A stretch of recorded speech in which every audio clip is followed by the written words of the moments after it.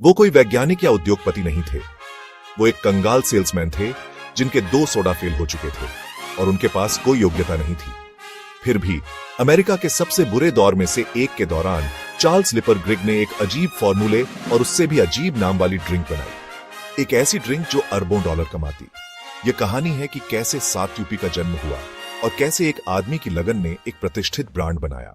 Charles ग्रिग का जन्म 1861 में ग्रामीण मिसूरी में हुआ था, एक ऐसी जगह जहां मौके बहुत कम थे। केवल बुनियादी शिक्षा के साथ उन्होंने जल्दी काम करना शुरू कर दिया, विज्ञापन और हार्डवेयर बेचते हुए। इन नौकरियों ने उन्हें ग्राहकों को समझना सिखाया, वे क्या चाहते थे और उसे कैसे बेचना है। अपनी 20 की उम्र में वे सेंट लुइस चले गए, जो व्यापार और सोडा इनोवेशन का केंद्र था।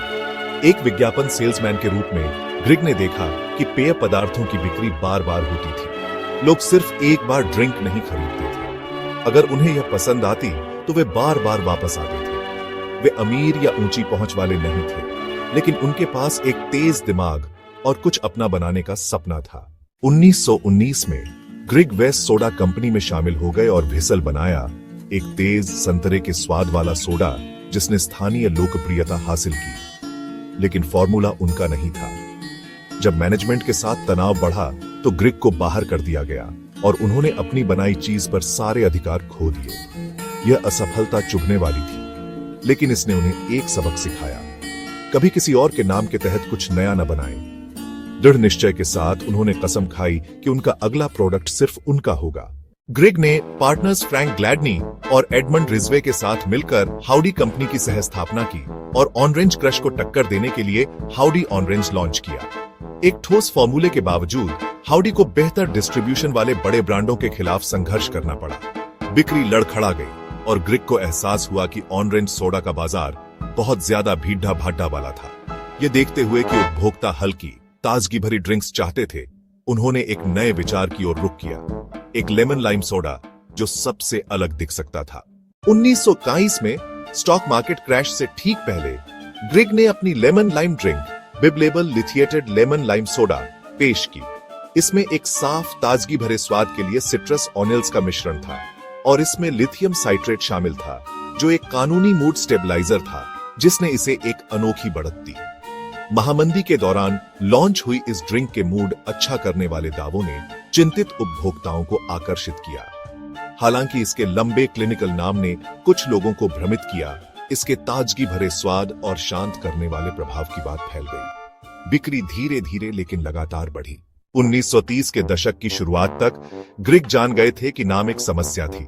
उन्होंने इसे 7 यूपी के रूप में रीब्रांड किया, छोटा, आकर्षक और यादगार। नाम के बारे में कई सिद्धांत सामने आए, 60 ऑन्स की बोतल, 7 सामग्रियां या लिथियम का परमाणु भार, चाहे वजह जो भी हो, यह काम कर गया। 7 यूपी का साफ कैफीन मुक्त फॉर्मूला गहरे मीठे कोला के सामने सबसे अलग था। शुद्ध और परिवार के अनुकूल के रूप में प्रचारित, इसने मुस्कुराते हुए परिवारों को ड्रिंक का आनंद लेते हुए दिखाने वाले विज्ञापनों से लोकप्रियता हासिल की। 1940 के दशक तक 7 यूपी एक राष्ट्रीय दावेदार बन गया था। 1948 में एफडीए द्वारा प्रतिबंध के बाद इसमें से लिथियम चुपचाप हटा दिया गया, जिससे बिक्री पर कोई असर नहीं पड़ा।